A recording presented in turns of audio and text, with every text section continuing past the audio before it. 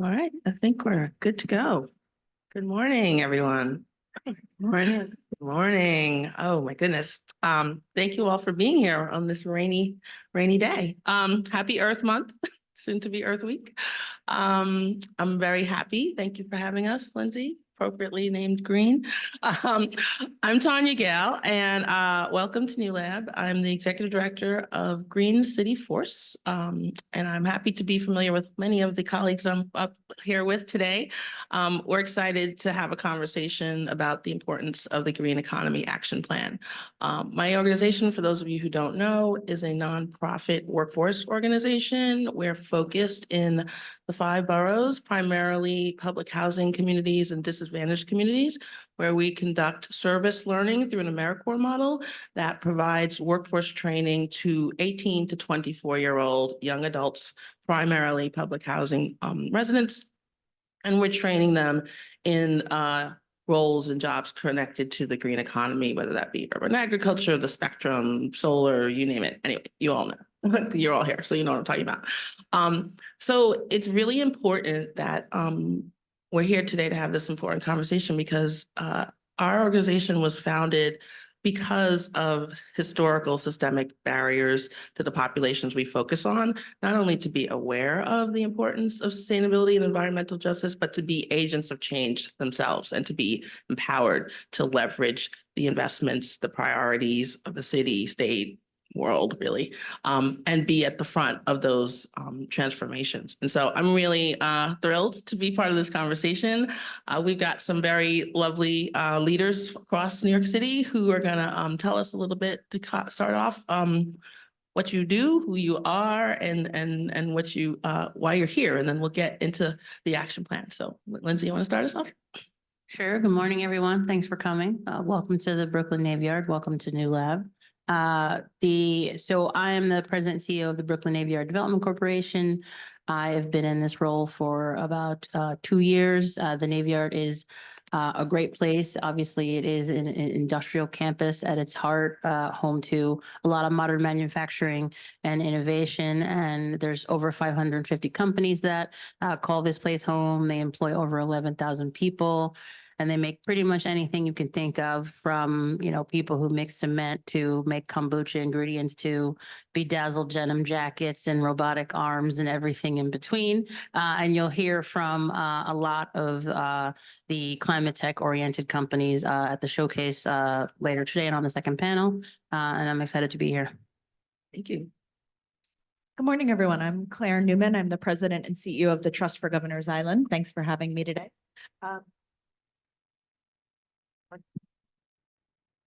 Look at Lindsay's always got my back. Thank you, Lindsay. We're here primarily because Governors Island has historically been an extraordinary public space for New York City, coming back into the hands of local government after centuries under federal control. And as we've been thinking about how we can contribute to New York's urban fabric and how we can contribute to its economic and workforce development programming, we've really focused in on this idea of creating a cross-sector hub for climate solutions. And so a few years ago, we launched a center for climate solutions on Governors Island, where we hope we can utilize the landscape of Governors Island, the platform as a public space, to help create the right type of collaborative environment and the right showcase for work happening in the city. And I know we're going to talk a lot more about this as the panel progresses. Great. Good morning, Andrew Kimball. I'm president and CEO at the New York City Economic Development Corporation. It is awesome to be on this panel with such fantastic leaders, and awesome to be back in the Brooklyn Navy Yard. So EDC is a not-for-profit, mission-driven organization. Our revenues come from the 60 million square feet that we manage throughout the city on behalf of the mayor. We have 550 employees. About 20 million of that 60 million square feet we actively manage. Perfect example is the Brooklyn Army Terminal, which is a similar size campus to the Navy Yard, about 1.5 miles south.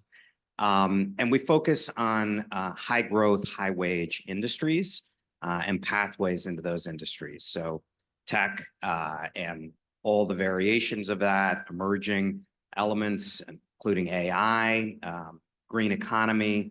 which we'll talk more about, and also life sciences. We support all kinds of programs across the city. We have a $9 billion capital budget where we can deploy a lot of those sector-based strategies through the capital budget. And then we help drive emerging industries like the offshore wind industry. So it's great to be here. Good morning. Great to be here. Great to be at Newlab and at the Brooklyn Navy Yard. I'm Abby Jo Siegel. I run New York City Talent, the Mayor's Office for Talent and Workforce Development. We are a small but mighty team we were empowered by Executive Order 22 under the Adams administration to really look across government and across the city to have a citywide strategy when it comes to positioning New Yorkers for career success and making sure that employers and new companies like many of you all have the talent you need to thrive and grow the economy. So I have the privilege of working with all these folks on stage as well as other folks in government to really make that happen at scale and to really help ensure that New York City has an inclusive economy where everybody shares in its prosperity. So great to be here today. Perfect. Thank you. So I'm curious, how many of you were actually at the announcement in February? Okay, so not a lot of you, which is good. So we can update you. So you have on your seats there the executive summary. In late February, the administration launched the Green Economy Action Plan. I was very happy to be with these folks at that announcement with the participants of my program, the young people who I'm about serving. And so it's a really, really significant moment in the city in terms of the work we all have been doing for many years in different ways. And I want to take a little time to sort of talk about the overarching, the headlines. What are the main goals and outstanding milestones you would say are sort of, I mean, we've been in this work for a long time, all of us, right? So everyone who's been involved is aware that work has been done. But this is a moment of coming together of a lot of, I'll let you all talk about it because you did it. So let's start with Abby. Abby, just tell us what is the headlines? What are the main milestones about this plan that makes it so significant? So I think this plan is significant because it really spells out what we need to do as a city to grow the green economy so we can grow to 400,000 job opportunities and work folks. But what I am particularly excited about this plan, I think we've all seen a lot of economic impact analyses that often speak to, oh, there's going to be this many jobs, there's going to have this much impact. What we did in this plan was really look at it and say, what are those job opportunities? What are the occupations that really are needed to power the growth of the green economy? So we looked and we identified 21 occupations as focus occupations. And then we didn't stop there. We also said, who typically gets these opportunities? Are they reflective of the demographics of New York City? And if they're not, what are the tools that we're going to use to really create the robust pipelines for New Yorkers into those opportunities to ensure that not only they have the opportunity, but employers who are seeking to grow have the talent that they need. So that's super exciting. And throughout the plan, it's not many times this has been done where there's a chapter on talent development or there's a chapter on workforce. We really worked very hard to weave talent and workforce development into all of the initiatives and the 63 commitments that are in the plan. So I'm incredibly proud of this work, and it was a pleasure to work with everybody on the stage and their teams to do that. All right, we know you all working very hard on this. Andrew, what's your overarching theme idea for? I think what's unique that happened with the release of the Green Economy Action Plan is really the first time in New York, in the nation, across the world, that there is such a specific strategy around growing these sectors and connecting folks to those jobs. So there have been 3 Plan NYC, sort of environmental action plans to combat climate change, first under Bloomberg, updated under de Blasio, updated under Adams, all excellent plans. When this mayor updated his early in his tenure, he called for the establishment of this Green Economy Action Plan so we could take it to the next level. Abby Jo talked a lot about the critical workforce development components, having a citywide strategy. You and many others have been in that workforce space for a long time doing amazing work.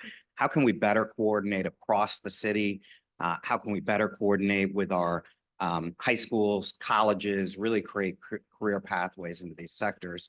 And then secondly, Abby Jo mentioned 133,000 jobs today. We have the opportunity to get to 400,000 by 2040, but that's not a given. And we can't just assume the private sector is going to step into this vacuum. One of the exciting things happening at the Navy Yard in particular, but other places, is the emergence of these green tech, clean tech companies, startups, growth stage. We need to better incubate them, support them. And that's really at the heart of one of the main initiatives in the Green Economy Action Plan, which is the Climate Innovation Hub that we're going to create down at the Brooklyn Army Terminal. Very good. Yeah, thanks. I think, you know, in addition to the workforce stuff with Abby Jo and Andrew have touched on, and these two really led the creation of the plan. And thanks for thinking so holistically across all the city partners. It's the first time, at least, that I've seen such a comprehensive strategy related to the real estate and physical assets. And when we think about this opportunity, how does New York compete and capture this economic development opportunity, these 270,000 jobs? A huge part of that in New York City is how we're going to incubate and help those businesses thrive. And a even bigger part of that in New York, given the scarcity of square footage, is where are we going to put these people in a supportive environment that really meets their business needs? And so thinking about Governor's Island, thinking about Brooklyn Army Terminal, thinking about Brooklyn Navy Yard together as a place where we can really support the life cycle of a business, from initial education and incubation coming out of research hub that will be born on Governor's Island, to places like Newlab, places like the new Innovation Center at BAT, to hopefully getting to scale up here at the Brooklyn Navy Yard and fabulous one-of-a-kind manufacturing space. And that kind of holistic view, I don't think, has been taken historically when we think about industries. And then I do just want to add to a point that Abby Jo made earlier, which is, you know, as we think about how economic development has evolved over the years, there was a period of time not so long ago where we just counted jobs. And this plan goes way beyond that. It doesn't just say 400,000 jobs. It says what kind of jobs. And, you know, of these 21 occupations we've highlighted ones that are accessible to folks not necessarily with a college degree. And that, you know, Abby Jo was careful to circle the ones that provide family sustaining wages. And so thinking about a strategy that helps us attract and get people into those jobs is a big leapfrog in terms of a new sector being born in New York and what that can mean for New Yorkers.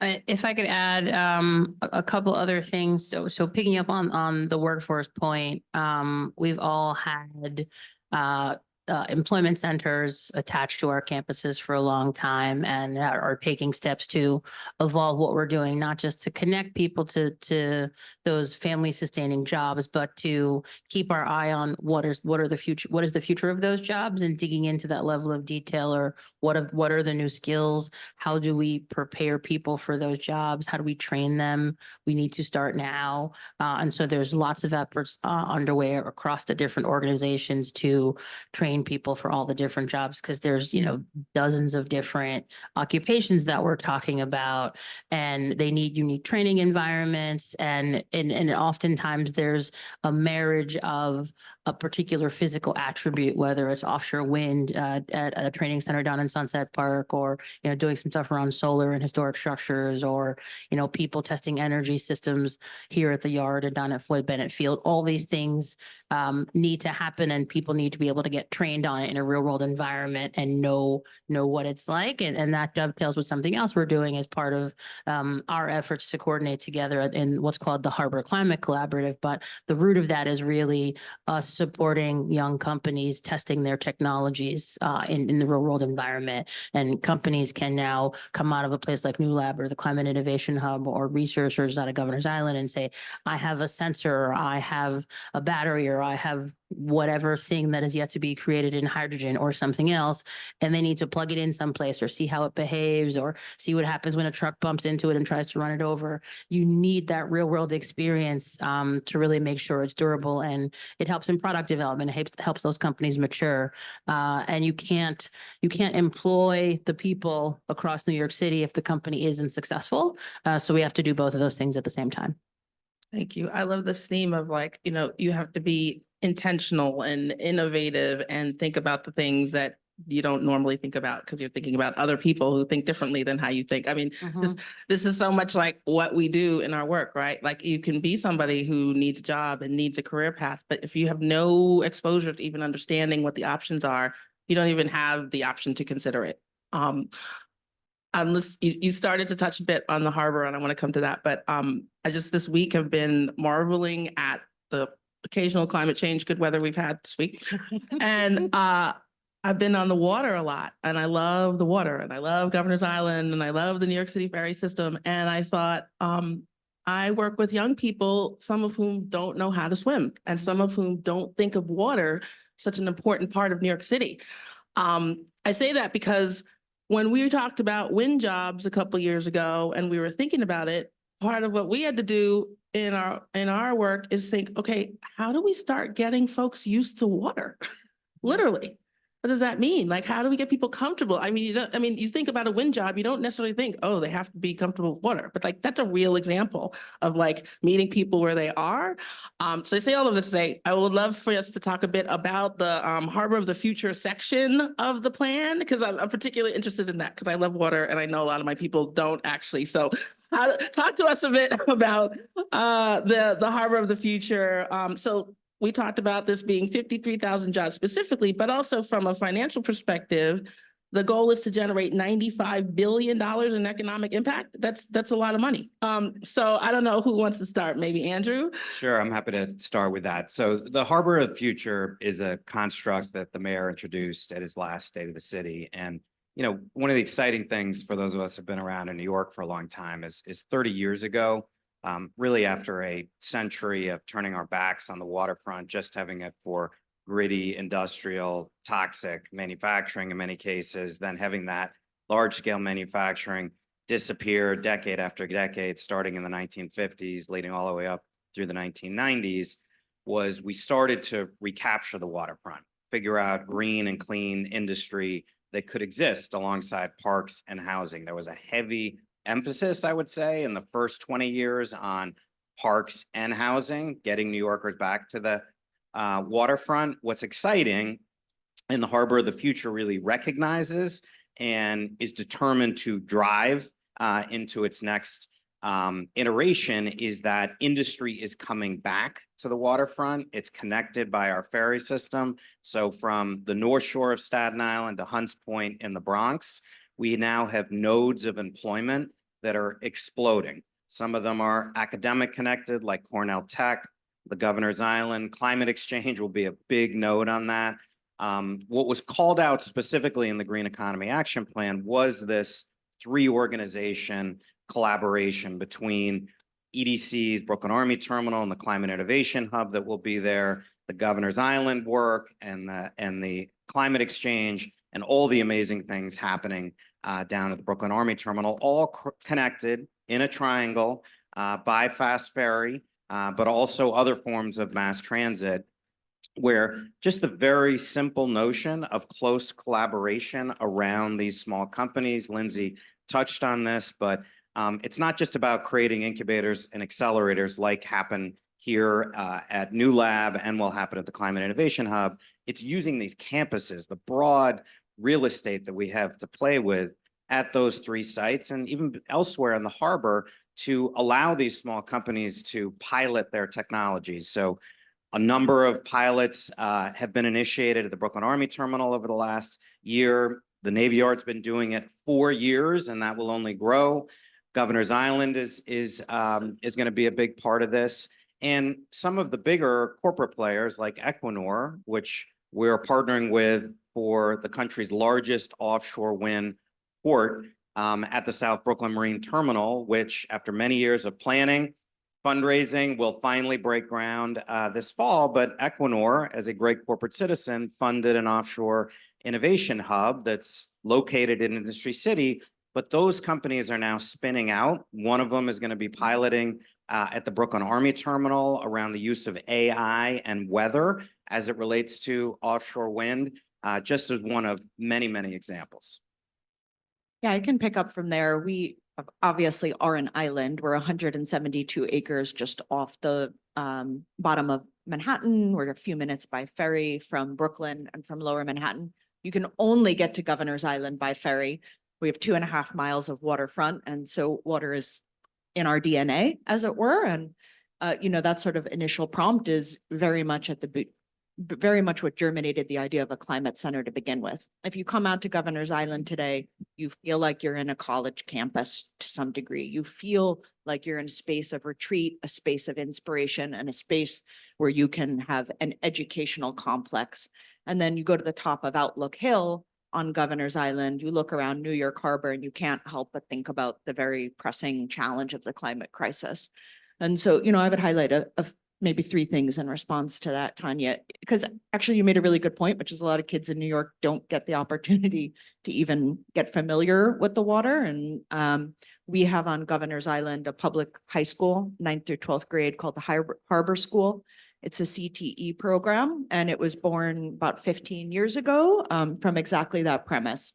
Jobs on the harbor are the jobs of the future for our kids, and we need to make sure they're accessible for New Yorkers. And so at the Harbor School, which supports about 500 students, they offer pathways in marine biology, in maritime technology, literally in ferry driving. And every single kid who goes through that school learns to swim. They build water robotic tools. And right now we are working with DOE and the SCA to expand that school to about 800 students. And as part of that, they're going to have a state-of-the-art aquatic center with a deep pool to learn to scuba dive, to learn to swim, and to build their water robotics. So that's something that we're hugely excited about.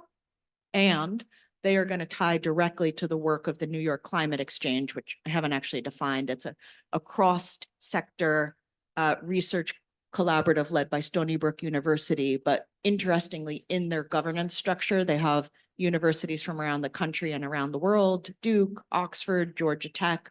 They also have EJ organizations that are part of the governance structure, like Goals on the Lower East Side, and they have private sector companies like IBM and BCG. They are going to manage this institution together, hopefully actually breaking down some of the siloing across sectors and helping to bring together research right next to job hirers and local organizations who are living with the impact. So topics related to climate adaptation for cities are going to be a huge part of what they do. How do we live with water? How do we make sure we're protecting our assets from water? And then third, coming back to something Lindsay and Andrew highlighted around supporting businesses in New York, we have the advantage on Governor's Island, like at BAT and Brooklyn Navy Yard, of literally owning the asset. We're a 501c3. We own these 172 acres, including all of the infrastructure. And so this past year, we launched our first piloting challenge, and it was literally the water challenge. So this year, we're in June, going to have on the island 6 startup businesses, New York-based businesses who are doing cool new technology, from a company like Vicarb that is already selling carbon capture credits in the water.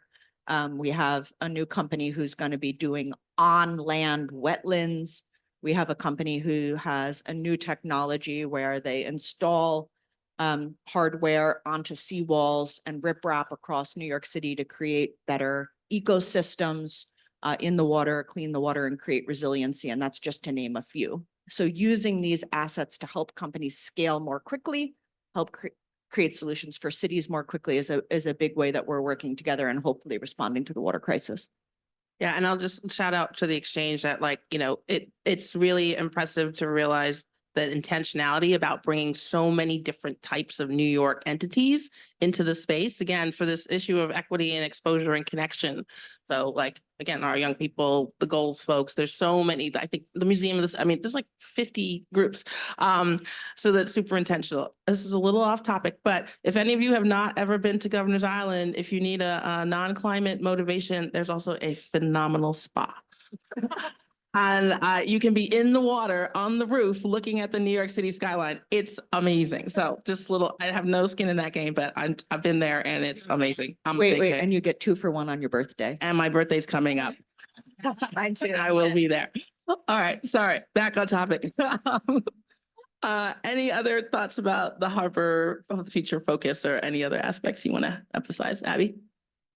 I just want to emphasize, I think one of the key features of the Harbor initiative and the work that they're doing is as we do this with the waterfront, and I started my career working on the Hudson River Park back when it was falling into the river, so have near and dear. It's making sure all New Yorkers sort of see themselves as a part of this renaissance in this industry. And that's why the work that's happening at Brooklyn Navy Yard through the STEAM Center, through Newlab, and really thinking about how do we prepare the future leaders, the future workers for this green economy is super important, or the Harbor School. And it's a range of occupations. So one of the things that the Harbor School also does is welding. Like we need a lot of welders to do a lot of this work. So I think, continuing to sort of ask the question, and for those of you who are running businesses and growing businesses, really being intentional about where are you identifying your talent, because there's so much incredible talent. And Tanya's group works with a lot of those young people, and getting them to see this harbor, not just the water, but the renaissance of it as theirs and their future, is sort of what we need to do as a city to be successful. And it's going to take all of us really thinking about it through intention. For sure. Just to build on that, I wanted to touch a little bit on entrepreneurship also, and one of the key pillars in all of our small business work is diverse entrepreneurship. We have done studies that we've put out that show that, if you're investing in companies that have diverse leadership, you actually get a higher return. If you invest in companies with diverse leadership, they're much more likely to have a diverse workforce. This is all part of building the kind of equitable city that we want to see. And a key part of that is not just the really sexy technology related climate tech stuff, but it's the meat and potatoes of doing the waterfront work. And there are fewer minority and women contractors in waterfront work than other sectors. And so we have a program called Waterfront Pathways, where we're trying to provide the kind of technical and financial assistance to help those companies get off the ground so that they can work in the offshore wind industry, or they can work in resiliency on our waterfronts. You just think about the U of Lower Manhattan, and there's going to be $15 to $20 billion spent on climate resiliency measures over the next 15 to 20 years. EDC managing a lot of those, but incredible opportunities for job creation and also building the equitable economy we want. And I just, if you think about some of the hardest hit communities, the EJ communities that are affected by all this climate crisis, right? So like to have folks from those communities as part of the solution is a critical piece of the equity. So again, the workforce piece is huge. I think a key element to the workforce is I guess two things. It's the exposure to what those jobs might be, what those companies look like. We face this a lot when you talk about urban manufacturing. People don't always know what it is. They hear manufacturing, they hear industrial, they think either, something my grandfather used to do, or something that's like rusty and or dangerous, and then you walk into a place like this and you see a computer numerically controlled machine that's like shaving metal for a part that's going to go on a robot, and somebody says to you, oh, that's a modern industrial job. You have to see that to be able to, like, if we have a hope of capturing the interest of young scholars, you need to convince them that the job is interesting and cool. And so we have to do a lot of work to redefine what that looks like. And there's a lot of exposure that goes into that. Equinor has an experience center at Industry City that literally is demonstrating people what offshore wind is, so that they can, have a sense of what those jobs might be, what that company is. And then you have a chance of reeling them in to do a program that one of us might create. And we do that here with the STEAM Center. The STEAM Center now has its fifth graduating class happening this spring, and we were able, after many years of collaboration, the students came over here last month to Newlab to be in the space and see it, and they did pitch practice and pitch competitions for business ideas that they made up in partnership with some of the startups that are based here. just to plant that entrepreneurial seed and show them that they are part of the future. And it's not just because they have a job at one of the companies, but think of themselves as a business owner. That's a very important shift we all are investing in as well. For sure. The other thing that this administration, and it's in the plan, is really focused on is expanding apprenticeship. So the mayor did a moonshot goal of 30,000 apprenticeships by 2030. And the idea is to have apprenticeships for the entry-level roles for across New York City that really power the economy. So one of the opportunities highlighted in the Green Economy Action Plan is really getting to 12,000 apprenticeships, and not necessarily just in the trades beyond that. And we think this is important because the pace at which the labor market moves, it's super important to get folks into and working and learning on the job. And that's what apprenticeships sort of built up. And it really provides opportunity for folks who may not have the ability to sort of step aside and go to training where they're not getting paid. We also think it's a really proven model that really helps companies grow successfully. So they have the talent really customized doing the work that they need. So we're excited to do that and want to see more of that and laid it out in the plan. I really appreciate the apprenticeship model. I think it's in other parts of the world, it's just a given that that's a lot of the way how people get careers. And it's not assumed that you're going, through a 4-year college experience. And so that speaks again to the idea of, I work with a lot of young people who have a lot of brilliance and talent, and they're non-traditional, right? They don't have 4-year degrees. They're not engineers. They're not mathematicians, but they are social entrepreneurs and they're innovators. And so how do we balance? We want obviously creators and leaders and innovators. And how do we bring along everybody through the apprenticeships? To Abby's point, the number one challenge of low income folks getting to next level opportunities, even when they're in front of them, is exactly what you said. Not having sustainable income while you're building your skills is typically the biggest barrier across the city. So I'm interested in, I'm a former government employee myself, so I appreciate you all. How do we think about, groups like nonprofits working with low-income folks, the non-traditional path folks? How do we tap into all of this? We want there to be creators and more MWBEs for sure, but how do we tap the apprentice track to expose folks while also building leadership for people to own stuff? How do we really focus on the most inclusive ways for groups who are already working with those communities to really leverage this opportunity? Anyone wants to jump in? I saw everyone. So there's a few things. One, I want to highlight, there is an apprenticeship set of RFPs out right now from our office. If you go to our website, you can get the link to those. There's an information session on the RFI in there because we're trying to build a community of practice around folks who are interested in apprenticeship. There's an information session today at 3:00. So one is sort of being part of the community and really understanding where that is. The other opportunity is we are building out community hiring. So in last June, the New York State legislature passed community hiring legislation, which enables the city to use its purchasing power to really make sure we're hiring from economically disadvantaged neighborhoods and EJ neighborhoods. And included in that is we can put some apprenticeship goals there. So we are in the process in our office of building out an office of community hiring. And for that, we will need referral networks. And that's also in the plan. And those referral networks will be the places that any contractor who's doing construction with city agencies or buying services, or city agencies that are buying services, will have to go to and identify talent.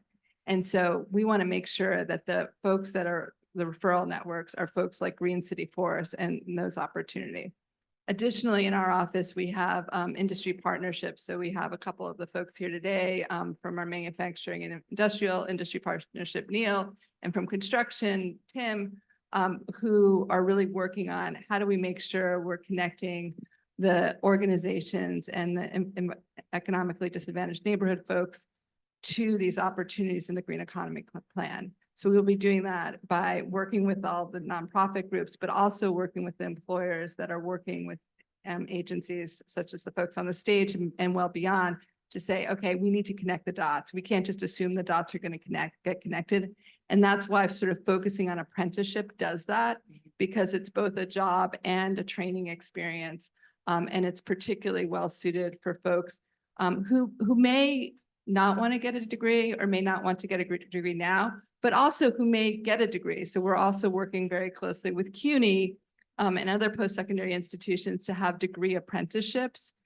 Because again, we have this sort of notion that you'd sort of go to school for the first 20 years or 22 years of your life and then you go to work, but that's not what the economy is about. That's not really what works with people's lived experience. We have to breed that beginning in high school and lifelong so people can get whatever kind of post-secondary experience they want and need for their interests and life journey.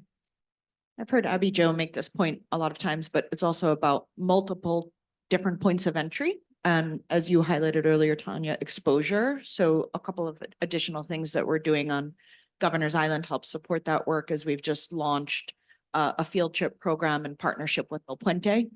And, you know, that may not seem like a big thing, but getting kids out to the island in elementary school and middle school, It's huge. learning about green careers, merging together a curriculum that's specifically focused on STEM, but also on climate justice, and helping to work with our partners on the island who are already doing that work in the field, get exposed to real jobs at a young age.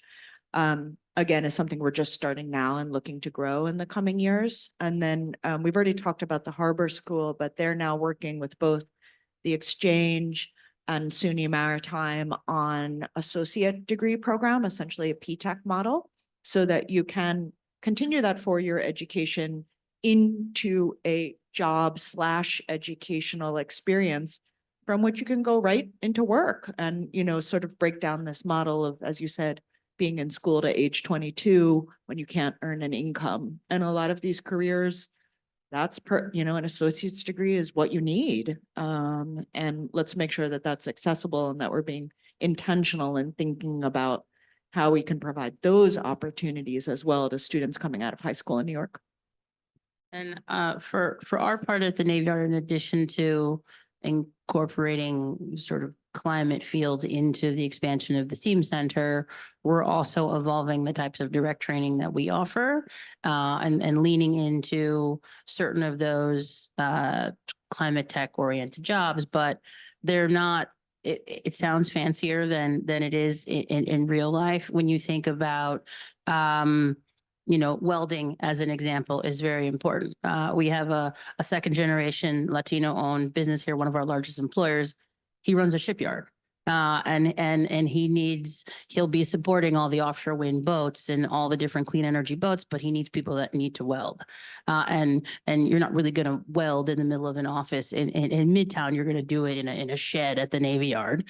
It's better than a shed, but for all intents and purposes. And so we'll be incorporating expanded welding facilities. Everyone will transition off of over time natural gas to heat their houses.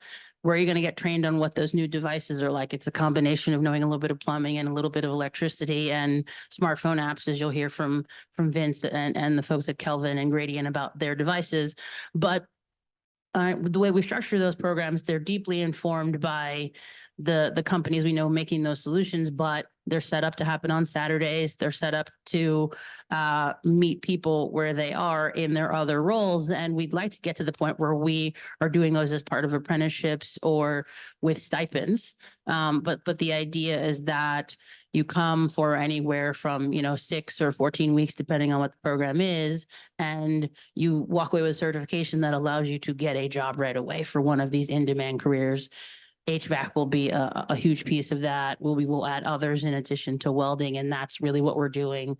The working title in the action plan is Jobs of the Future Training Center. I don't think that will stay, perhaps, but it'll be an expanded training center here at the Navy Yard that's focused on sort of in-demand careers where you need that tactile experience. I just want to throw in, I don't think we've touched on organized labor, and they are a key part of this puzzle. not the whole puzzle, but a key part of it. And, you know, you talked about what can the city do, what can government officials do? And, you know, we do have leverage, and this is a mayor and Mayor Adams, who's a very strong union mayor, and the city's currently renegotiating a new project labor agreement across all of its agencies. EDC has just done its first project labor agreements. Corporate operators like Equinor just executed a PLA with the unions around their offshore wind work. These contracts are critically important in making sure there is pathway for diverse workers from EJ communities. You know, think about Sunset Park. Those folks should have the opportunity to access jobs, both at the Brooklyn Army Terminal, but also on the South Brooklyn Marine Terminal, as that you know, becomes this massive offshore wind port.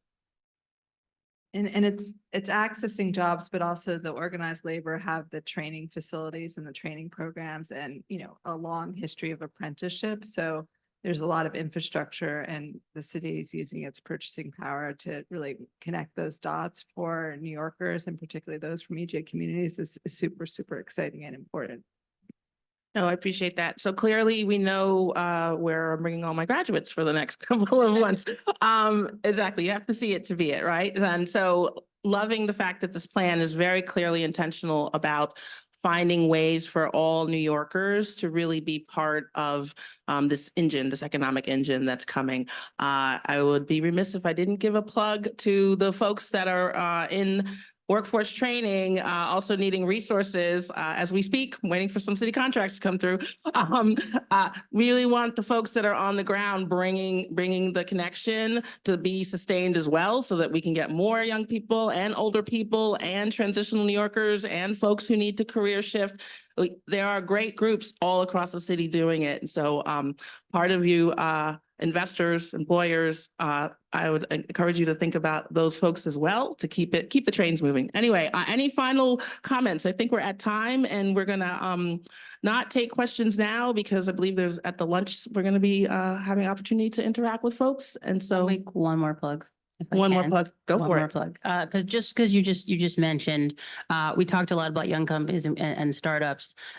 You mentioned investors and corporates. One of the things we are seeing in our next phase of growth at the Navy Yard is the opportunity to host businesses who do have size and scale, who are employing several hundred people. We have an opportunity right now. We released it earlier this week. There's 100,000 square foot building. Someone can come and plant their climate solutions piece of infrastructure, whether it's energy or somebody wants to manufacture something. We need big companies like that who can take up the apprenticeship model, take up employing lots of young people, help fund your program, because they're going to come here and need to hire a lot of people. And we don't often have the opportunity to bring new large scale makers or producers of any type to the city, because our space here is limited. And so we have the opportunity on a campus like the Navy Yard to make room for manufacturing and production at scale and help create those next generation of middle-class jobs through apprenticeship and training programs and partners for organizations like Green City Force. And so having people with, dare I say, big checkbooks and big workforces really does matter. Love that. Thank you. All right. I think we're at time. An amazing panel. Thank you all so much. Round of applause. Appreciate it. All right. I'll play shadow MC. I think we have 7 minutes to transition to our next panel. We have a wonderful moderator, Satish Rao from Newlab, who'll be coming up. You'll hear from a lot of startups. So do your quick bio break, grab some water, and we'll be back in a few. Thank you.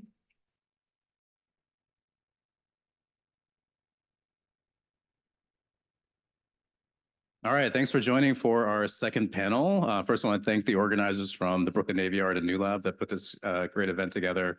And thank you for the panelists, the first panel. That was really, really great. We're talking to the panelists here. Those folks are really comfortable with each other. It's clear that they've been working together for quite some time in the city. Kind of the back and forth was really interesting to see. So we're going to do a bit of that here today as well. I'm Satish Rao. I'm on the leadership team here at Newlab. I head what has become what we call our applied innovation practice at Newlab. So you're in Newlab right now. You see this amazing big building. We're in the Brooklyn Navy Yard, surrounded by amazing infrastructure that helps these companies develop their products and really deploy them in the field. What we try to do, we try to do in applied innovation is really drive that activity. And so oftentimes bringing industries and government partners to the table that can really be the scale partners and also trying to help these companies pilot their technologies in the field. And we're going to talk a bit about that today. We'll hear a bit about partnership in terms of climate tech startups, what is actually needed and necessary in terms of engaging industries and governments. A little bit different than what you would see from a traditional, let's say, marketplace type company, right? There's a real need to have those types of partners in the journey. We will talk green in terms of money, financing, venture raising, what's different, what's necessary now versus, let's say, 10 years ago. And then we'll land on a bit about New York. What's going well? What are some of the wish lists when we have some very senior folks here in the audience that are listening? But first, let's hear each about your stories. I'd love to hear what's up with the company, but start with your personal story. What led you to where you are today in terms of a founder or an executive in the company? Talk about how the company's grown. I'd love to hear a bit about key decisions that were made that led to where you are today, and of course, where you're going. And so I'll start on the outside. So Vince from Gradient. Hello, everyone. Thank you, Satish. Thank you for having me. Excited to be here today. My name is Vince. I'm CEO of Gradient. Gradient makes heat pumps. I think there's a couple things different about our heat pumps. They do heating and cooling. This is a building heating and cooling solution. It is designed to be nearly zero carbon, or at least provide the pathway for us to have zero carbon heating and cooling. Second, what's unique is our technology is about 10 times faster and lower cost to install and deploy in buildings. We found that installation and deployment was one of the barriers to upgrading buildings infrastructure. And then three, we've really designed our system to be a better user experience, and our users so far really love it.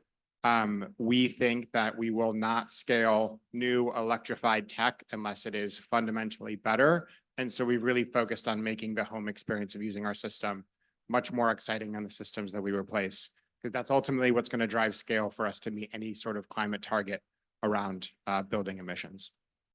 What was the next part of the question? So what was a key decision that was made perhaps early in the journey of Gradient that's led to the moment of scale where you're at today? I think one important decision that we made early on is that when you look at building infrastructure, a lot of the investment in getting us to zero carbon heat pumps was focused on, in my opinion, the wrong types of buildings. I think that the effects of climate change are here today. You see a lot of those effects in older building infrastructure and in LMI communities. And so we focused on products that would help those communities that had insufficient cooling and that had failing heating infrastructure. Specifically, one of our early customers is NYCHA, New York Housing Authority. We just deployed our first 36 units with them across 12 homes. And these are buildings that did not have sufficient cooling and often had failures of their heating system.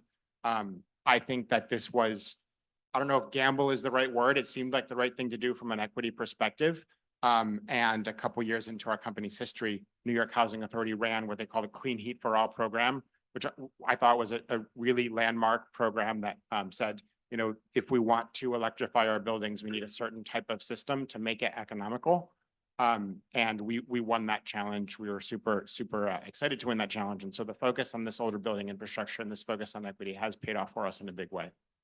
Amazing. Great. And so Ramona, how about you tell us about your story and about COI? Good morning. I'm with COI Energy. We are a climate tech company. We have a holistic demand management platform that works with artificial intelligence and machine learning to capture energy efficiency, to eliminate waste in buildings, as well as to repurpose that good using our excess energy exchange, which is what makes us unique. It is an excess energy capacity exchange, E2X, that actually empowers businesses to recover costs for their peak demand charges and exchange that with other businesses. And so that's really what is is cutting edge technology for us and really allowing us to create a new category in the demand management platform. Great. All right, good morning, everyone. My name is Eli Greenberg. I'm the Chief Operating Officer at Kelvin. I didn't found the company, but I will tell you a lot of stories about the founding of the company and a lot of learnings from there. If you don't know Kelvin, we sell equipment that reduces energy consumption in buildings, electrifies buildings, and makes residents more comfortable. Some of you may know us by our previous name, which is Radiator Labs. And if anyone here has radiators in their apartment, which I'm guessing a lot of people do because it's New York City, you're probably too hot, too cold, uncomfortable. And so the core product that we have that we're scaling now is a Cozy, our smart radiator cover.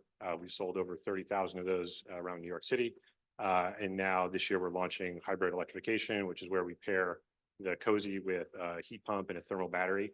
And the idea is to deploy hybrid electrification and electrify buildings in a financially driven way.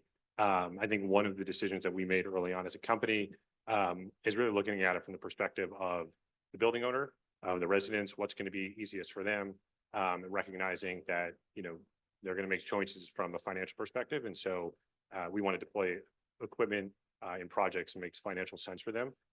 This year, we also launched our subscription service. So one of the barriers for buildings is that they never had upfront capital. And so we're able to bring in third-party capital and finance these projects through a subscription offering for a flat fee per month. And so structuring that offering, I think, is very profound. We actually just closed a commitment from a third-party finance company a couple of weeks ago for $100 million. So we can now bring more of this technology to New York City. And I, personally, my background, I'm an engineer, entrepreneur, worked on the investment side for a while. Actually led an investment into what was at the time Radiator Labs back in 2019. And then I liked the technology and the company so much and the people, I decided to come over and join full time 2 years ago. Everybody, I'm Brendan. I'm the CEO and founder of Thalo Labs. We're a Brooklyn-based company. We're actually just over next door in Building 77. Thalo Labs helps buildings accelerate the transition to net zero buildings and indeed to net negative buildings. And the way we do that is by attacking scope 1 direct emissions. So this is the stuff where you're burning natural gas, maybe you're leaking refrigerant. Ultimately, you're capturing carbon dioxide directly from the buildings themselves.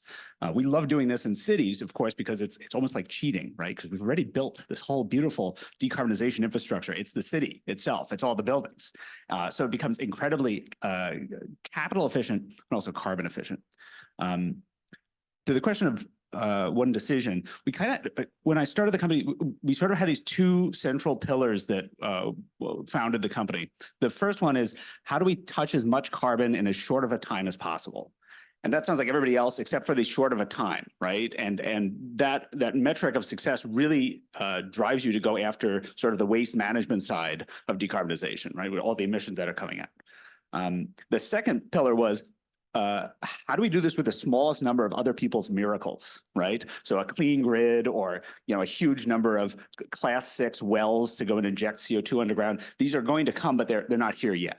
And we really don't have time to wait to start getting on it. Those two decisions sort of drove us into a very specific direction of going after very high carbon value reduction technologies, like just going and attacking leaks and other nasty things coming out of the buildings. Amazing. So we're going to move into partnerships. We're going to talk about public and private and how they sort of impact the journey of your companies. Let's start with private. Let's start with industries and the private sectors. Ramona, I'm going to start with you. Let's hear about, what is necessary in your journey as it relates to engaging the private sector, direct customers, some sort of type of scale partnerships, or how does the sector just need to change to open up the doors for a company like COI? Yeah, so for us, we really had to we started with just our name itself, COI, stands for, it's an acronym for Circle of Influence. And so we realized the importance of others. We have a lofty goal in terms of the mission and the goal that we have to address the climate challenges. And so we really have had to depend on others to help us be able to do that, because we know that the challenge is much bigger than us. And so we've taken advantage of accelerators through programs like Upward Labs or Kaufman Incubator, as well as the Apple Impact Accelerator. And that was creating an opportunity for us to really expand our network and to really capture new audiences and new businesses in that play. And a lot of it is just being assertive in the industry and with businesses and really going out. Initially, we started looking at just businesses, and what we really have redirected our marketing and our ability to scale by looking at enterprises, because really that's how we're going to be able to scale our business in the time that we would like to do and have the impact that we're looking to do. And so those are some of the things, or even networks like this in terms of Newlab and events like this and Greentown Lab. And so we've really have used our network to expand and really create those relationships and create those economic opportunities for COI. Great. And I think if I turned like Vince and Eli, you guys both can probably riff together. I think you're in similar worlds.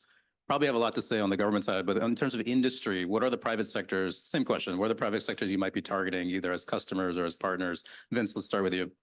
Sure, yeah, I think I already briefly mentioned NYCHA, who's sort of a government partner, but this helped kickstart a lot of our partnerships with private industry because they saw this as, first of all, a large owner of buildings and housing. And they saw that they did quite a bit of tech diligence here to show that this was a viable solution for buildings broadly. And when we talk to these buildings, it is obviously they like that we have a mission focused company, that we're focused on carbon emissions. They like that we're focused on equity and a better user experience, but really it comes down to their bottom line, right? It comes down to how we're going to save them money, make their assets easier to manage.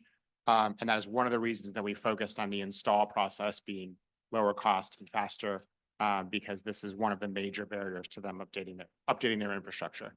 So for them, we focus on the data that we provide them to operate their asset. We focus on the install costs and time, and this helps make it an easier and better purchase for them. And so that is often what it looks like from us. And we also talk to other partners because the buildings of the future are very much going to live in an ecosystem where they talk to the grid. Making these buildings smart and demand response ready is going to be critical, especially as we get to higher penetration of electrification. Right now, a lot of our peak electricity use in summer is driven by AC. And as you shift that to heat pumps running in the winter, that peak could potentially be larger. It is the winter in New York City is colder than the summer is hot. And so your demand's going to go up, which is a perfect segue to Eli and what they're doing to help manage that. Yeah, I can spend a lot of time talking about our thermal battery, which helps solve that problem of demand. But in terms of partnerships, we've been focused on government partnerships, utility partnerships, academic partnerships, sales, and industry as well. And I think for us, it's about how do we bring value to all of them, depending upon their respective challenge. So, obviously, utilities want to reduce demand. Government wants to see deployment of decarbonization and electrification technologies. So we've done a lot of work with various government entities. At the same time, working with academic partners about, how our technology can be used.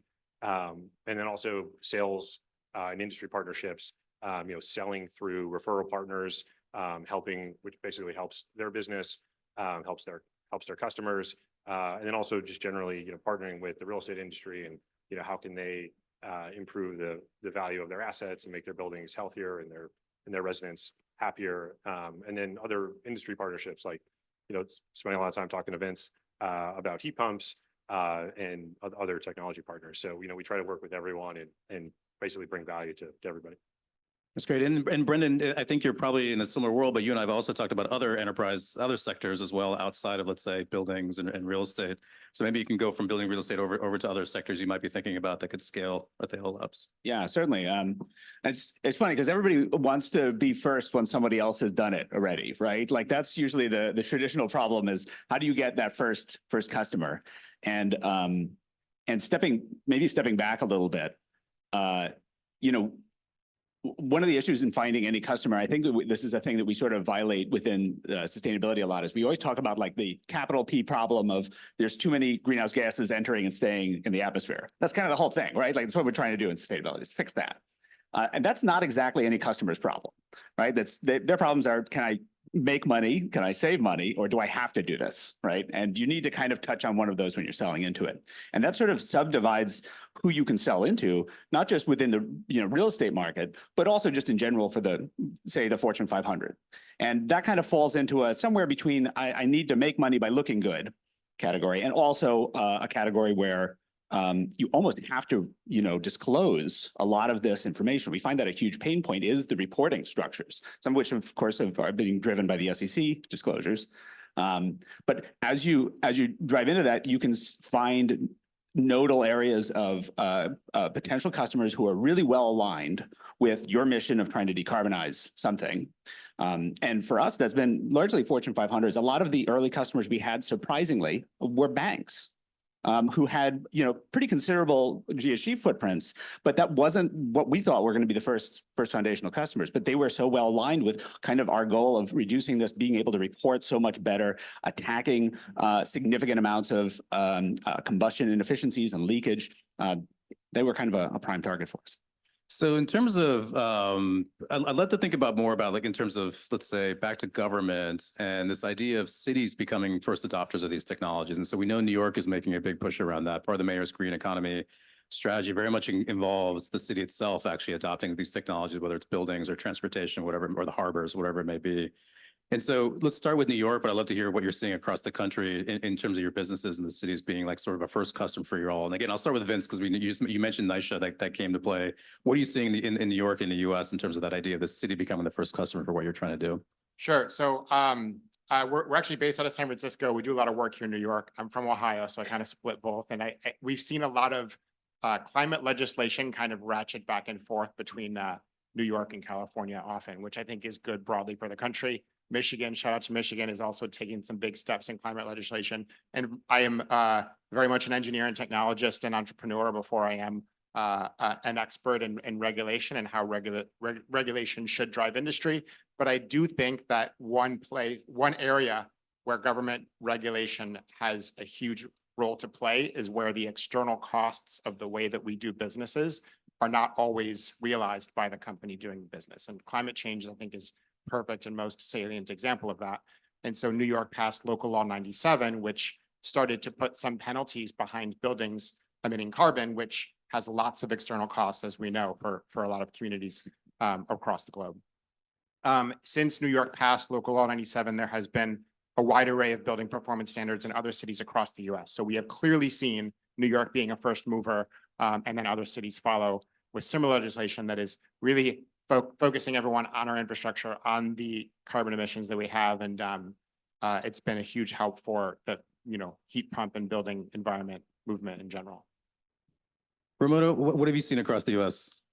I would agree as well. And for us, not only has it been with the technology and the business opportunities, but also working with organizations like NYSERDA, who have on-the-job training programs and fellowships and internships that allow and provide resources for startups in terms of being able to bring that talent, which is one of the things that has been a challenge as a tech startup, is really finding that talent out there. And so that's been a resource as well. And working, I think they really have kind of been set the foundation for other states as we see it in California. We have a headquarters in Florida as well, which is regulated, but it's still, we're starting to see the impact of it as well. And so, and as we move into other areas, to be able to work in, it's important for us to be able to work in a regulated and unregulated market in terms of being able to really see impact globally. Got it. And Eli and Brendan, I'll ask you both. I'll start with Eli. New York and California are always the one and two. I said that on purpose. That come up first when we're talking about climate and being adopters of these solutions, whether it's pilots or funding. But give me a state or a region that would surprise us, that would surprise this audience. So Eli, I'll start with you. Yeah, we're very focused on New York because we're here, but we're also looking at Boston, for example. So they have Bordeaux, which is similar to Local Law 97. Washington, D.C. is another place. And also looking at Chicago as well. But there's other cities, Denver's passing climate legislation. I think everyone's kind of following the Local Law 97 model. But I think one of the great things about this legislation is it just builds awareness. And I think one of the nice things that New York City has done, especially with the New York City Accelerator, is kind of lay out like, okay, you have to comply with 97, but here are all the things you can do, and here are tools and resources. And it kind of makes that adoption easier and helps building owners understand, what the pathway is. It's not just this stick. There's a carrot, and there's easy ways to solve the problem. And sometimes it's a carrot that's being used as a stick to beat people. Maybe to follow on that briefly is we've named all the other cool spots, right? And there's the Institute for Market Transformation. If you look at their website, the IMT.org, they have a listing of all these pieces of legislation that are sort of sweeping across the country, which is cool. But one thing that we have found that's sort of specific to your last point is all of our first introductions are all from New York City. A lot of them are Fortune 500, Fortune 1000 companies. They're all from New York because they have a problem with Local 197. And that has served as like the most unique and pervasive educational tool that we as startups could never have done, which is that, oh my God, I can walk into any building in New York, they know exactly what their scope 1 and scope 2 emissions are. Full stop. You can do that in San Francisco and they say, my what? Because they haven't had any carrots being used as sticks yet to actually go and figure that out because there's no skin in the game.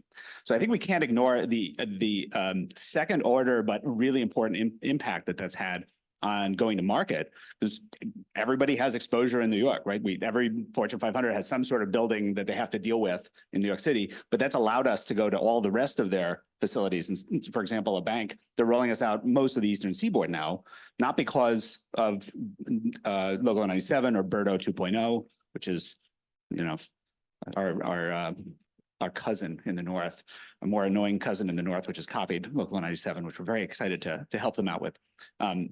But they're doing it because they know that this is coming and that they can report on it.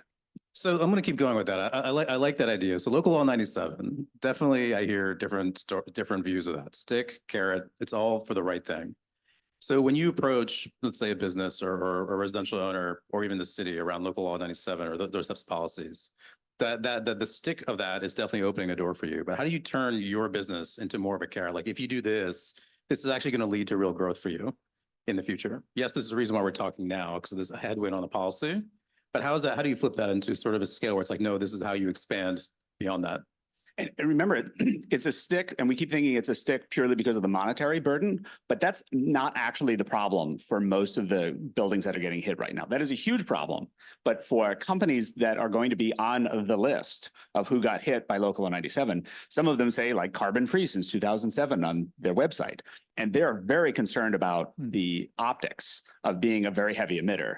So that is I think a key into how you can help a customer become highly incentivized to do this sort of stuff. Is you got to make them look good and feel good about it too, right? Ultimately, this is we're making like this is a pleasant transition. We're all doing well as startups. But this is really hard. We're trying to switch over like the fundamentals of how we operate everything. Like the energy grid is entirely changing in the next 20 years and the fuels that we use are changing. This is really, really hard. And the only way that I think we can accelerate it is by helping customers come along and look really good in doing it. I think it's a great point. So Ramona, how are you advising your clients then? In the same vein, like there's policy headwinds, there are things that are going to force action, which will require cost. But how do you make that argument that's actually more of an actually real investment to a future proofing of their businesses? Yeah, well, we really focus on 3 items when we say kind of our tagline: good for the people, good for the planet, good for the bottom line. And so sometimes depending on, we have our target audiences, we know what their kind of pain points are. And so we know if we should start with good for the bottom line should kind of drive the conversation, or is it good for the planet? And knowing who your audience is, what their pain points are, where their interests are, that allows us to drive the conversation and kind of customize it based on each conversation. We're doing the same thing, but we really have to focus on what that need is and where it appears more as a carrot than a stick when we're talking with customers. So we found that to really be successful. And then like in Florida, we have a captured audience there as kind of a sole source. So it allows us to get in with enterprises and then to expand into other areas. So we can use those successes there and use that to have conversations with extending that network within that enterprise by using that information, which we're able to do. And so that when they see the successes in their own category, it allows them to get on board a lot quicker and the conversation is shortened. Got it. And I think that definitely resonates with what we've been seeing as well. And if I turn to, you know, Eli and Vince, it's there's a bit of more of a direct to the consumer as well that you're doing, I think. You talk about the beautiful designs of your products, which they are beautiful. But that for someone like me in my home, I might be interested in purchasing that as part of that, the reason why I want to adopt your types of technologies. So how are you building in the consumer sort of viewpoint and sort of momentum on that side? Yeah, sure. So local law 97 opens the door, but when we go to an owner and say, well, you're going to save 25 to 40% on your heating bills, on your electricity bills, like that gets everyone's attention. So people immediately perk up. And then with hybrid electrification, it's a way to actually generate new revenues through the heating system through demand response. And so that also gets building owners interested. On the aesthetic side, people like having the cozy in their apartment as an amenity. It's the first time that residents can control their heat, which if you lived in a New York City apartment, you can't do. And then also, it looks cool. It becomes another Just shelf. open the window, right? Sorry, that used to No, be it's funny. No, no, chicken. It's a bad joke. But yeah, showing people that it's not just about the stick, and you can actually benefit. Your residents are happier, and you're gonna save money at the same time. Vince, I imagine similar. Yeah, speaking of opening the windows, when we went out, we kind of started from the principle that like we were replacing 100-year-old systems, right? Like radiators and window ACs maybe 50 years old, maybe not 100, but there's no reason as we shift our infrastructure that these new products aren't going to be better, right? We like Local Law 97. It is like pushing the currents of the world that we swim in the right direction. We can help check that box, but primarily we want our sale to be based on something that is just fundamentally better for the customer. We have sold some to consumer. Right now, we're very focused on doing entire building projects. So very focused on B2B. We expect to go back to consumer eventually. But when we went to consumer, it was being able to open their window because we replaced a window AC with something that lets you still use your window. For those of you who haven't seen our system, it's upstairs. So you can come see it later and visualize how you can open your window. And then for the building owner, it is an easier and faster install. And so like they like that we're checking the box of a better resident experience, of a nicer looking product, of helping with Local Law 97 compliance. But really, it is cheaper and faster and easier to install. And so it is a no-brainer decision for them. And that's the decision we made, is that like there's going to be a lot of ebbs and flows in government regulation, and we want to make sure that we are making the building better. I love that sort of product view. I think that should be a lesson for a lot of climate tech startups across a variety of sectors. How do you make that a useful product for the people that are involved in that whole value chain of installing to using it? We really try to be obsessed with what is the customer problem that they have that is like really annoying to them, and how can we solve that problem? So it has always helped us. Like this is heating cooling is very personal and emotional product to people's homes. And so we try to be very focused on, for our customer, what is the problem we're solving for them, and how can we be a much better solution for them. I remember talking to Marshall I was at Columbia when Marshall was starting out at Columbia, and it was the same thing. It's like, what is the pain point with the person in that apartment? And I know it was a joke, but we actually talked about this as what the genesis of the Cozy. And so maybe you can speak more about that, how you started from like the user journey side of Yeah, so I'll just give you the quick founder story. So Marshall Cox was Radiator Labs 12 years ago. He founded it out of a dorm room at Columbia. His brother had come to stay with him. His brother was a professional ballet dancer and slept on Marshall's floor during one of the performance seasons, and constantly complained about the heat. It was too hot. So Marshall built this first radiator cover basically to shut up his brother. And out of that grew this company. But one of the pain points we saw was the fact that no one can control their heat. Everyone's uncomfortable. People have to open their windows. And so from the resident experience, the Cozy just makes life in an apartment that much better.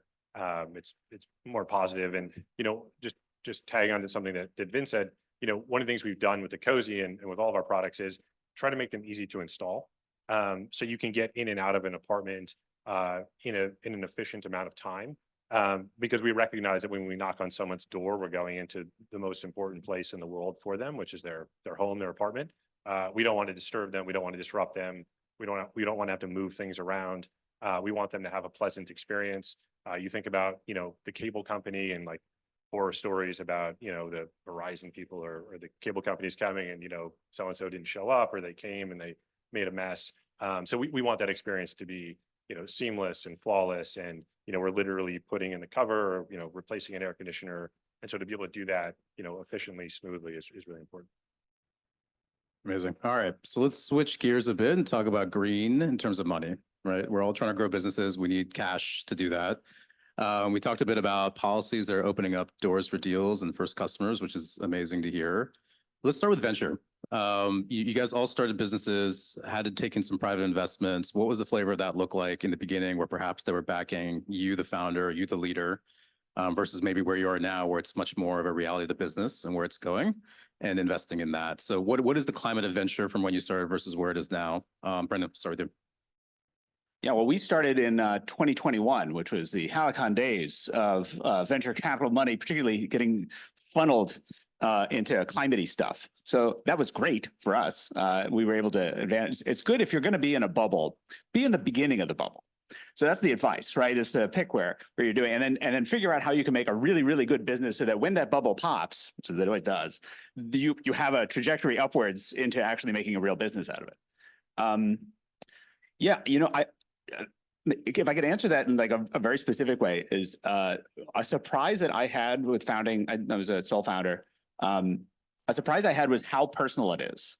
Because it's like you've worked for other companies and you've worked maybe pretty high up and maybe you've done your own research program. But when you start a company, it's like, that's you, that's really you, and that they're investing in, because you have a photo of all the other team on your slide deck, and some of them exist. And some of them are people who are helping on the side. And some of them are your mother or something, right? Like, so, but it's really about you. And you have to get them excited that not just are you going to do the thing that you're saying you're going to do, but that when that doesn't work out exactly the way you think it is, because it is not, once it meets the reality of life, that you're going to figure out something else, and that it's directionally in the right vector. Yeah, and I think Vince, going on the other end, the company's now at a different moment in scale. What are the investors looking at now versus perhaps how they came in earlier in the company? Sure. Thinking back to earlier in the company, I never had any ambition of being a startup founder. I was a mechanical engineer who really wanted to work in climate and found a huge problem that I was obsessed with and wanted to solve, and started off with government grants and then ended up raising money. There was not many people talking about heat pumps and HVAC and refrigerants when we started. There was maybe one other company, and I'm delighted to share a panel with them. We won a couple of government grants. We started working on what we were doing. We were a mission-focused climate, air conditioning, and heating company before any of those were good words in the climate community. But we found one of the Nest co-founders who understood the intersection of all these three things more than anyone else. They wrote the anchor check in our first round, and once they were in, it helped us bring across the rest of the syndicate for that round. And so, echoing Brendan's point, it very much is sort of coalition building and like sharing a vision for what the future needs to be, and finding people who understand that vision and can help you tell it.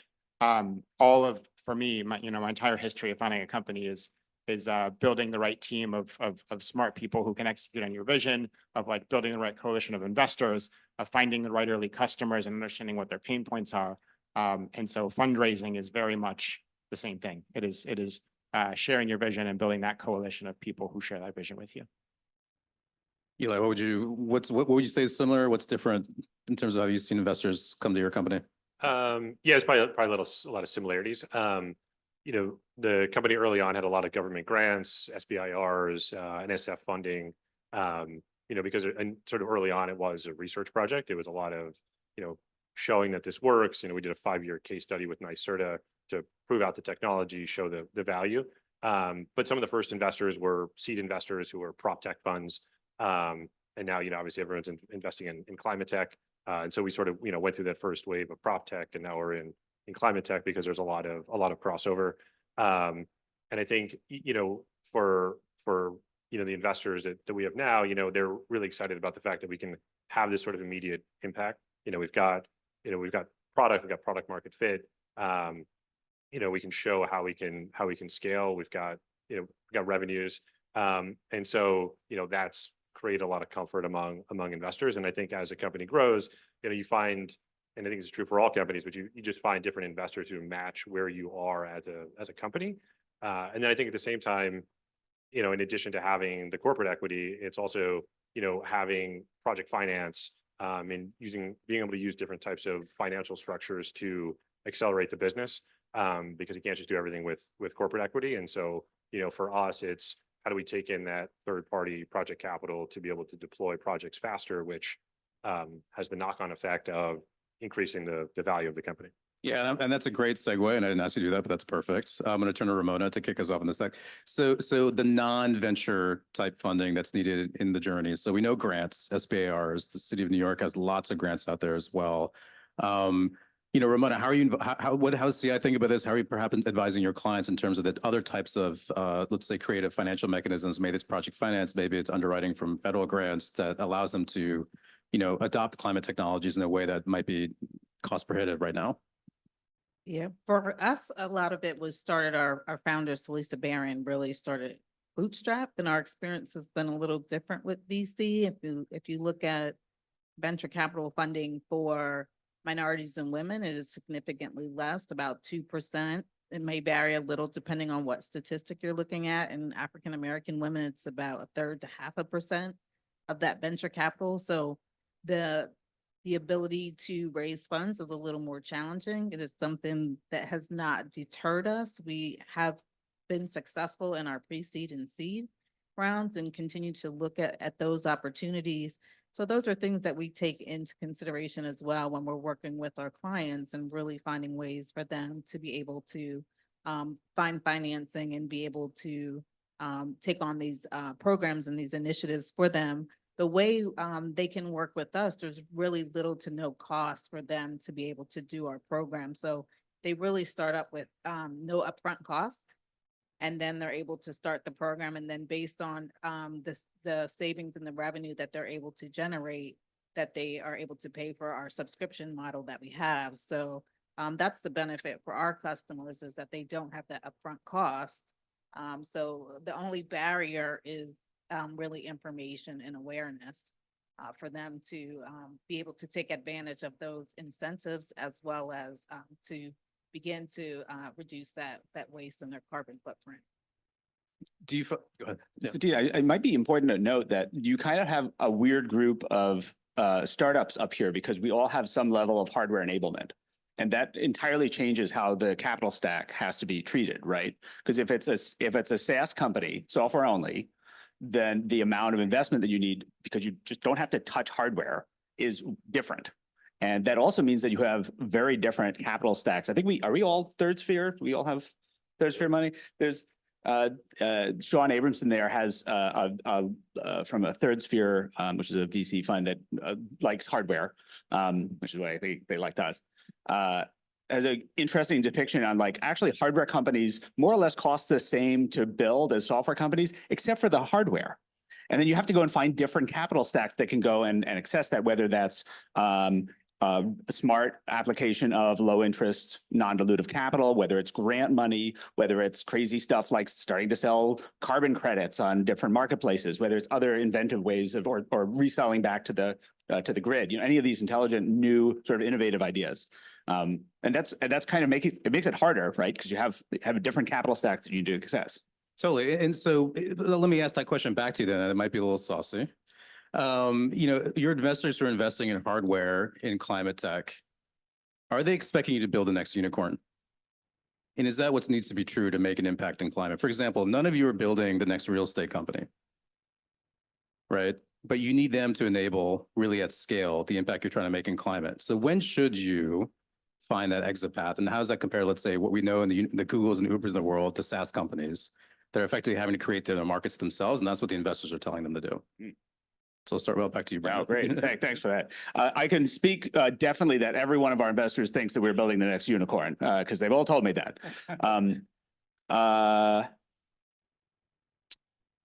Yeah, that's a really fascinating question. I think on one hand, a good solid chunk of climate investors that you talk to, my first question is, do you do hardware in your portfolio? And they're like, well, and then it's like, that's not going to go super well, right? Because they're definitely looking for a SaaS play that has climate implications. That's fine. That's not us. There's other companies that you should look at for that. The exit path, I feel like we don't really know what this looks like yet, right? It is kind of early days for all this. We've seen some very large scale acquisitions, like one of the carbon capture company got bought for over $1 billion. We're probably going to see a lot of that sort of stuff moving into oil and gas. I think it's going to be very interesting to see what role some of the, for example, in real estate, some of the commercial real estate management companies are going to play on this. Are they going to acquire a bunch of these, and that's going to be part of their value add for their customers? That's right. And I think like maybe Vince, I'll turn to you too. Like there's plenty of buildings that could use a grading heat pumps. There's a massive market in front of you, that's for sure. But one could argue that the pathway to getting there more quickly in the spirit of climate is scaling through the real estate owners in some way. So how do you think about that as a real pathway for you? And yeah, how does it compare to, let's say, a traditional SaaS company that is really doing it on their own? Yeah, we certainly look at real estate owners as a major pathway for us. I will say, there's more venture funds now focused on climate, but they still have a venture returns model, right? The math behind a venture fund hasn't significantly changed. Some of them have longer return horizons than others, but the thing about compound interest is longer return horizon means it has to be bigger. And so if you're starting a climate company, I think there are now more ways to do it without venture capital. It's probably hard. But if you go the venture capital route, like, you have to make that spreadsheet work for your investor. And so it can be riskier, but if you win, there has to be a big payout. And so for us, we said, how can we make sure that the first market that we're going toward also sets us up to be fundamentally better in the broader HVAC market? And the broader HVAC market is large and is growing really, really quickly. And so I think the one that makes it sound really hard, I think the one advantage is to have a real climate impact, you need really large scale. And so that's the part that lines up. If you are tackling a large problem from an emissions perspective, it kind of has to also be a large market. And so if you can win that market, you can maybe make it fit into a venture return portfolio. And Ramona, would you see similarly in some of the aspects that we're working on with buildings, for example? I think it might be a little bit different, but I mean, there's some similarities, but I think with real estate, we've worked with real estate companies more as like channel or enterprise partners in terms of the work that we're doing. So that's really how we've kind of leveraged that segment in terms of our business right now. That's where we are looking at with the real estate as opposed to some that's our intersection of the two right now. And so I'm not sure if it will evolve into anything right now, but right now that works for us. And it allows us to scale with those type of relationships. Yeah, I'd say with respect to the real estate market, we're starting to it's a channel partner for us. So we're starting to expand within different portfolios. And I think, you see the success of one project and then they're willing to buy subsequent projects. And so it's really about, making sure these early projects are successful and, residents are happy, there's energy savings, and then that, becomes this sort of spiral effect. You keep selling into that, which is great. Back to the fundraising piece. Yeah, I mean, hardware is hard to raise money for. That was definitely one of the challenges we had. But I think when you paint the picture of the market and people see, how big the opportunity is, that gets them excited. And I also think a lot of VC funds sometimes don't appreciate how big the opportunity is. And we demonstrate how, we could be $1 billion company just in New York City, and all the investors laugh at us. Like, no, you can't just do that in one place. But when you think about like, from our perspective, we've sold 30,000 radiator covers, but there's about 8 million radiators in the city. So think about all the other opportunity. And then obviously, like, it's a big nationwide, worldwide problem. So there's a huge opportunity for growth. And I think just painting that picture and showing investors like, this is the impact you can have. It will really get them excited. Yeah, it's interesting how those pitches are changing a bit when your climate tech start walking in a room and going to a third sphere or some other investor and trying to make that argument of how the emissions reduction ties to the market as well, and what that means for an exit. I'm seeing that story change actually among the members here at Newlab as well. Eli, we're going to end with New York. You mentioned New York, and so I'd love to hear how New York has been a big benefit for the growth of your business from a market perspective, policy. What is going well being in the city here? I would say everything. We were founded here. There's obviously a big market opportunity. It's the biggest real estate market in the country. So there's a lot of multifamily buildings, Class B, Class C commercial buildings, which we call legacy buildings. And those are the ones that are ideally suited for our product. So, we're in a great place from a market perspective. I think the city is also very forward thinking, not just local law 97, but, with respect to different types of incentive structures, also just the general community and the ecosystem. And so we try to partner with everyone, work with everyone. And I think that's been, really to our benefit. So we're definitely grateful to be here. What's a wish? A wish or two? Everyone has wishes. A wish or two. I would say, you're gonna put me on the spot. I can't actually think of a particular wish. I mean, I would say that, there might be some different kind of evolutions in policy, but I think that's all, we're part of the conversation. Yeah, just working together to make the city, a better place. Okay, great. Ramona, we're going to go to you now. So what's going well in New York in terms of the market policy, and then of course a wish or two? Yes, the policy has worked well. We were founded in Tampa, and we moved here to Brooklyn and to Newlab because of the opportunities and the need here. We know the infrastructure in New York, when you look at the grid, is one that is a more seasoned infrastructure. And so one that there is a lot of need. And if we look at, when we're looking at the challenge that we're trying to address in terms of the energy waste, there's a lot when we look at the volume of buildings that are within the city limits. And so it's prime real estate that can have a substantial impact on the climate and the relationships. I mean, we've been treated well since we've been here in Brooklyn, NYSERDA, we've worked with NYPA. And so we want to, and Con Ed, we want to continue to nurture those relationships. And really, as we expand on our E2X or excess energy exchange, to really be able to take some, really work on the grid resiliency and really look at creating virtual power plants with the energy capacity that we're able to capture and recycle within our technology. Vince? Yeah, I mean, I've already touched on how New York has been a leader in decarbonization through things like Local 197, through things like NYCHA's Clean Heat for All program. I'll also say the community is really important. So shout out to Lindsay for building an amazing community here at Brooklyn Navy Yard.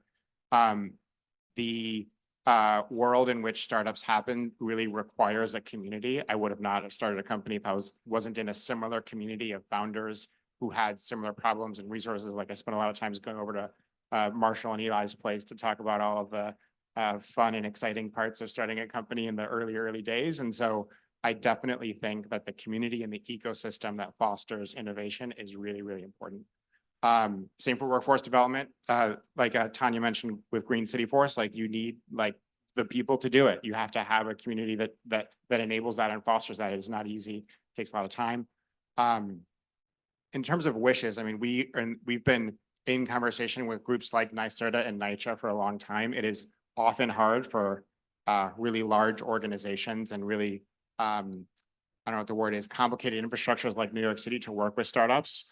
Without getting into too many specifics, we've talked to them for a while and kind of made aware of the things that they do and the policies that they have that makes it difficult for a startup to work with them. And we've seen over the years a lot of those policies change, and we've continued to grow our relationships with those organizations because of those policy changes.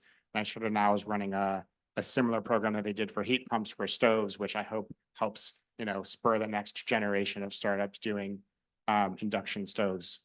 And so I think that a lot of it is just building structures and programs that leave space for startups to have economic opportunities to work with the city. Amazing. And the NYCHA portfolio is bigger than the entire city of Boston. That's what they told me once. And I was like, whoa, that was eye-opening. Brendan. Yeah, I mean, I moved back from San Francisco, which is traditionally thought as like the place to do a startup, because I'm from originally the Bronx, which is great. So in addition to the beautiful pizzas and the beautiful people, we have like the most running. I don't really know why, frankly. Like I'm really proud of this, but we have like the best place to be doing decarbonization startups anywhere in the world, as far as I'm concerned. we've already talked about Local 197. I won't beat that dead horse. Maybe with the one thing that I think I could have an ask for is picking up on what Vince just said. There needs to be a realization that the time frame for doing a lot of this stuff is sometimes longer than the runway of a early stage startup. So if a sales cycle to get into a government program can be 18 months and you have 12 months of runway, you have an inherent problem. And a lot of times that can be de-risked by government agencies, nonprofits, and those others that are aligned, having a slightly more risk tolerant approach. Because a lot of what we're doing is kind of new and it may not work. And that's actually not normally how procurement goes. When you procure something, it definitely is going to work come hell or high water, right? So if I have any ask, it's how do we, if we could find some way to build in slightly more risk tolerance where some of these are experiments, these are tests that we can run. And if those tests go well, they could be absolutely enabling for small early stage companies. Yeah, perhaps there's a way to tie that in, that underwriting of that risk between the city as an adopter and the financial sector that's here sort of as neighbors. And so probably there's some creative ways to think about that. Amazing panel. That was a lot that we packed into about 55 minutes. So a big round of applause for these amazing leaders in climate tech.